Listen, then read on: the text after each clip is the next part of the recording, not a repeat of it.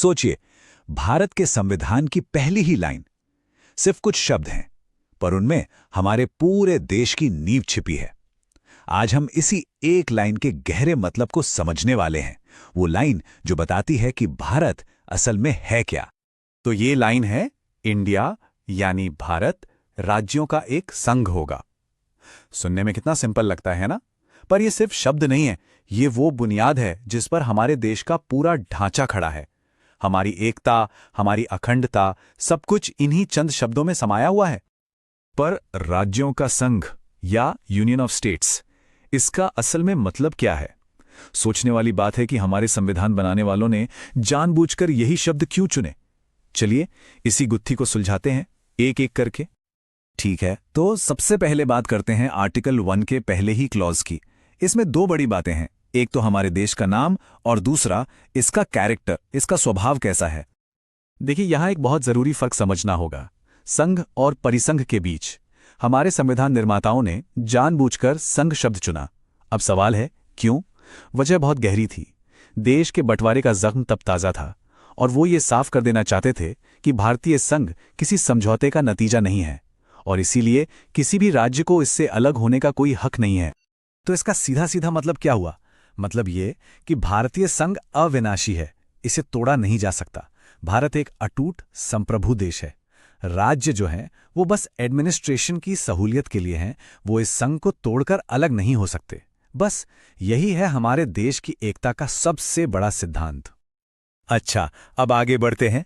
अब देखते हैं कि संविधान हमारे देश की सीमाओं को, इसके हिस्सों को कैसे डिफाइन करता है। ये बात हमें आर्टिकल 1 के क्लॉज 2 और 3 में पता चलती है। तो जो क्लॉज 2 है वो एक तरह से एक डायरेक्टरी का काम करता है। मतलब वो कहता है कि भाई, राज्यों और उनके इलाकों की लिस्ट के लिए आपको संविधान की पहली अनुसूची यानी फर्स्ट शेड्यूल देखनी होगी। वहीं पर सारी ऑफिशियल लिस्ट दी हुई है। और इस फर्स्ट शेड्यूल में क्या क्या है? इसमें भारत के सारे राज्यों की लिस्ट है, सारे यूनियन टेरिटरीज की लिस्ट है और साथ ही उन इलाकों का भी जिक्र है जिन्हें भविष्य में भारत का हिस्सा बनाया जा सकता है। मतलब एक पूरा कॉम्प्रिहेंसिव रिकॉर्ड। इसके बाद आता है तीसरा क्लॉज। ये टेरिटरी ऑफ इंडिया यानी भारत के क्षेत्र को और भी बड़े पैमाने पर डिफाइन करता है। ये बताता है कि भारत की ज्योग्राफिकल बाउंड्रीज में असल में क्या क्या आता है। तो इस टेरिटरी ऑफ इंडिया में राज्यों के इलाके तो हैं ही, यूनियन टेरिटरीज भी हैं और साथ में वो इलाके भी हैं जो शायद भविष्य में भारत का हिस्सा बने। ये हमारे संविधान बनाने वालों की दूर की सोच को दिखाता है ना, कि उन्होंने भविष्य के लिए भी गुंजाइश रखी।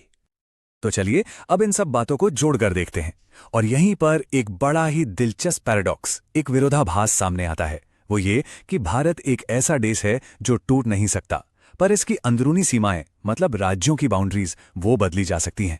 कमाल की बात है, चलिए इसे समझते हैं। और यहीं पे वो बात साफ होती है जो हमने कही, संघ तो अविनाशी है पर राज्य नहीं।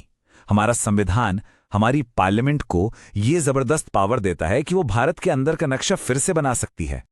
मतलब पार्लियामेंट क्या क्या कर सकती है? वो नए राज्य बना सकती है, किसी मौजूदा राज्य की बाउंड्री बदल सकती है, यहां तक कि राज्यों के नाम भी बदल सकती है। ये दिखाता है कि देश के अंदर का स्ट्रक्चर कितना फ्लेक्सिबल रखा गया है। इसका एक रियल लाइफ एग्जाम्पल भी है।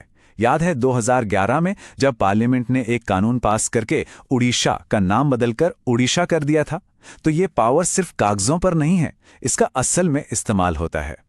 एक बात और ये समझना जरूरी है कि आर्टिकल 1 अकेला काम नहीं करता, ये आर्टिकल 2 और 3 के साथ मिलकर काम करता है।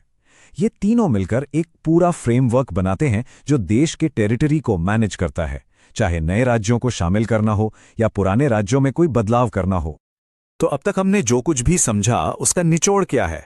सवाल यह है कि आखिर एक आर्टिकल 1 इतना जरूरी क्यों है और आज के जमाने में इसकी क्या अहमियत है? तो चलिए फटाफट इसके की पॉइंट्स देख लेते हैं। पहली बात, यह हमारे देश को इंडिया यानी भारत के तौर पर डिफाइन करता है। दूसरी, ये एक ऐसा फेडरल स्ट्रक्चर बनाता है जिसमें सेंटर मजबूत है। तीसरी, ये राज्यों के एडमिनिस्ट्रेशन के लिए एक फ्लेक्सिबल फ्रेमवर्क देता है। और सबसे जरूरी, ये एक अविनाशी राष्ट्र के सिद्धांत को पक्का करता है।